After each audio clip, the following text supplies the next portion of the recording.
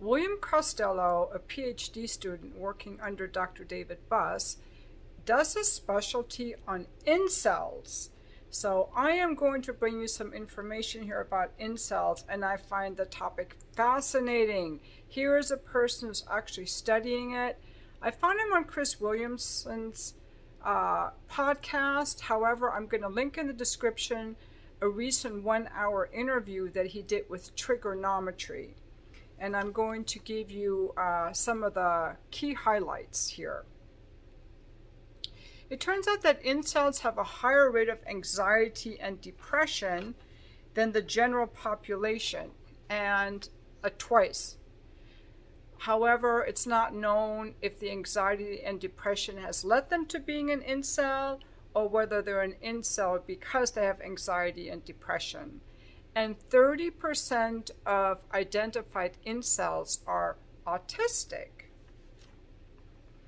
Now, Mr. Costello, soon to be Dr. Costello, mentioned that he himself had struggled with some difficulties with women earlier in his life, I think in high school or something. And so he has some tips here, because the incels will say that they're anxious around women. And some people have just decided that if they're anxious, they shouldn't do it. But anxiety and social rejection are part of life, whether you're seeking a job or a woman. And here's a key thing to remember. Everything you want in life is on the other side of your anxiety. That job, that event, that social connection, that woman, that sex. You have to get through your anxiety. To get less anxious, you have to do stuff that makes you anxious. It's like building a muscle.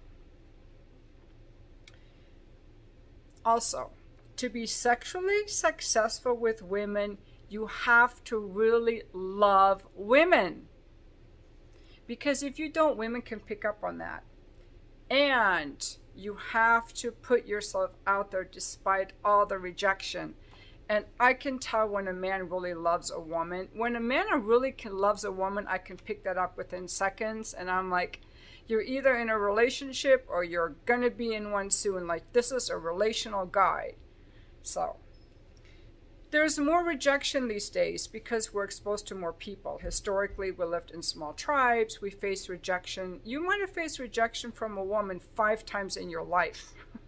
But now we're exposed to more people, especially online. If you want to meet a woman, find your status niche. So if you're like a short, nerdy guy, go to places where nerdy people hang out, like a debate club or Toastmasters maybe, versus trying to go to a nightclub. If you like, I'm going to expand this. If you like animals, go to the dog park or volunteer at the kennel. I actually even know some couples who met by playing video games online.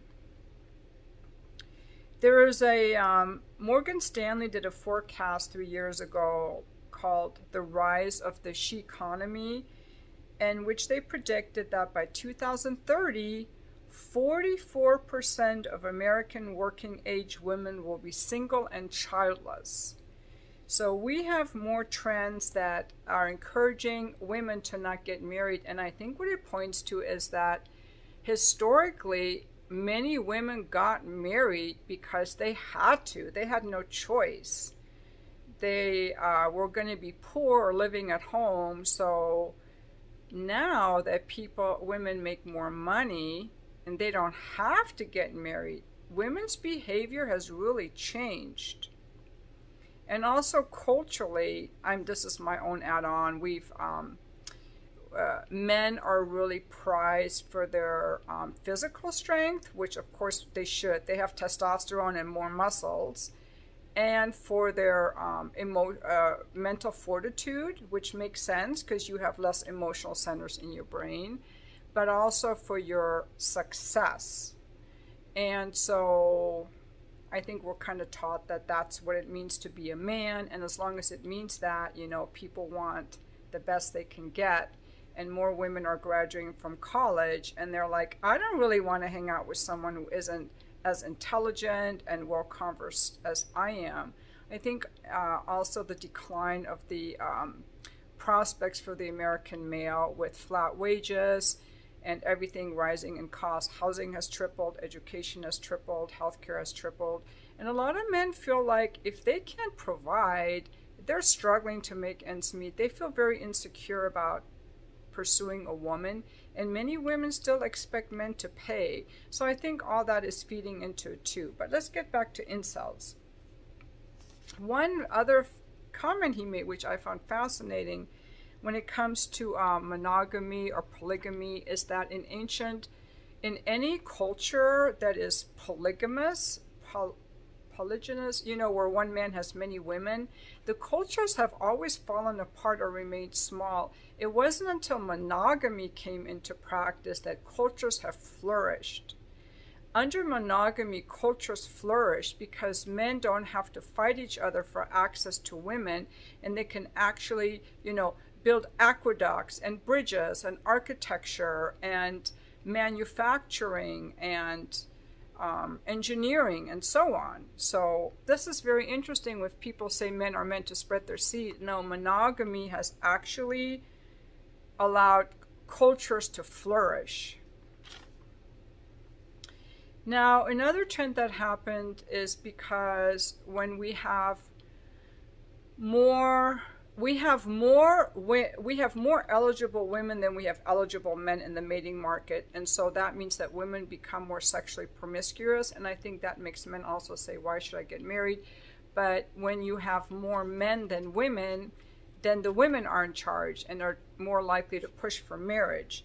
So between 2002 and 2013, I know these years are old, but it's a 10-year time period, the top most men had about the same number of mating options, but the top 20% of men had 25% more mates, and the top 5% had about 40% more mates. So that women are hooking up with the most elite type of guys, and I think we know that already, but it doesn't tell us anything about relationships. Now, women are earning their own money so that they're less likely to want to share a mate. They're like, I'm not going to be with some guy who's got a bunch of women. I make my own money. I don't really need you. Do I want you? Hypergamy is in decline, and female infidelity is up. It has increased 40% in the past 50 years. Women are marrying down, so hypergamy is in decline. Okay, so here they found in a study of 21,000 women in over 40 European countries that when a man earns less than a woman, it is a high predictor of increased domestic violence, because when a man earns less, he feels insecure and he's more likely to be domestically violent. Now the question is, do incels just have lower testosterone than everyone else? And Mr. Costello said he wasn't really sure. We don't know yet. He was going to do a study on that. But incels score high on sociosexual desire. So they do desire women, which would indicate a high testosterone level. By the way, testosterone declines when a man has a child. But these men, because they're watching porn, they get false signals of mating success. So it makes them think they had a woman because they released and they saw a woman, but they didn't really have a woman. He also made the point that a lot of porn research is done by religious groups, and so it could be kind of tainted, so we need to take that with a grain of salt. So, yeah, so that is some interesting research about incels. They seem to also, in my opinion, kind of cluster into, similar speak. They want you to agree with that. And here's one other point that these incels don't understand. You know how they always say, we men have it so bad. Women have it easy, because all you have to do is get out of bed and all the men want you, or some men will want you, And if you don't have a man, ladies, it's because you're too damn picky. Whereas we as men have no chance because we're too short or too fat or too poor or whatever. And in order for us to get women, we have to do all the stuff. And it's a lot of work, and women have it so easy, and it's so unfair, and these women are just too damn picky. If these women weren't so picky, we could have women too. But as Mr. Costello explained so well on a Chris Williamson podcast that was posted today, you want to check out Chris Williamson, is that they failed to understand women's sexual dynamics. Because a man will be like, I'll fuck the 10, I'll fuck the 9, I'll fuck the 8, the 7, the 6, the 5, and the 4. They're not that picky. And he kind of made the analogy using pizza. A man will say, well, I like pizza. There's no such thing as a bad pizza. There's pizza and there's fabulous pizza. Let's have pizza. And a woman will say, if it's not fabulous, I don't want it. And fabulous not necessarily being, you know, all these factors that men think, but women have much more at stake in a sexual encounter, so we are more selective. What these men fail to understand is that we have a lot at stake. It's not like we're shaking your hand. We have a lot more at stake in a sexual encounter. We can get pregnant. We can get pregnant. We can more easily get an STD. We are much less likely to enjoy it. We're less likely to have an orgasm. We're more likely to get emotionally attached, and we have a bigger yuck factor. So for women, they would rather, unless they really like the guy, they would rather not have sex at all. And I'm going to add my own thing to it here, which is that the majority of women want a relationship. And I'm a single woman, and I'm fairly attractive.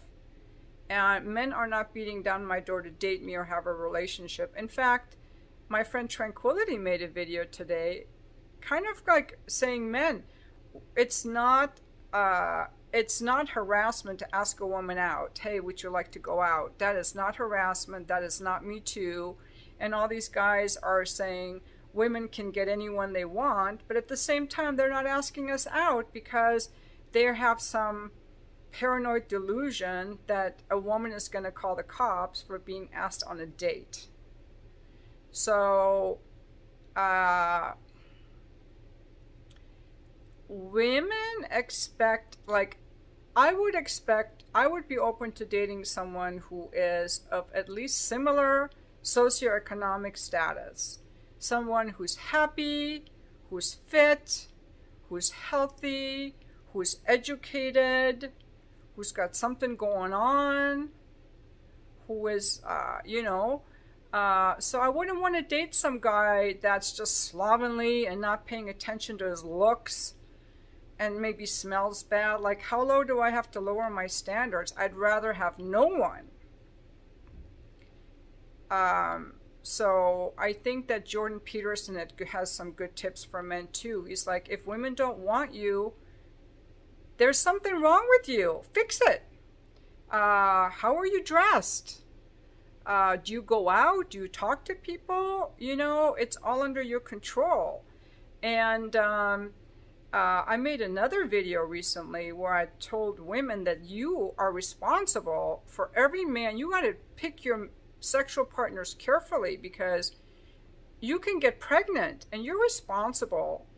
Every time you get pregnant with a different man or the father takes off, it is on the women for making a bad choice. Every time we have an abandoned child, a fatherless child, it was a woman whose standards were too low. Women's standards are responsible for the propagation of our species. I mean, do we want to slide into some downhill spiral? How low do you want my standards to go? And standards has nothing to do with height or money, by the way. It has to do with who you really are. One more thing I want to say about people who match up. people get into relationships based on their values aligning and their kind of like emotional baggage aligning. So a narcissist and a codependent will match up. For example, a people pleaser and a rager are going to match up. It has a lot to do with that. But in order to meet people, you've got to get out. And men have to ask women out. And you have to do some things to make yourself attractive in the ways that women look for. And I think that women are the gatekeepers of sex and men are the gatekeepers of relationships. One more thing I want to say about women can get anyone for a relationship. Are you relationship material? Would someone want to be in a relationship with you? Because these incels don't even like themselves and they hate women. And I don't want to be around any men that hate women. I want to be around men who love women and who are happy with their lives. That's it. So, that is all I have on the incels. And thank you for watching my video.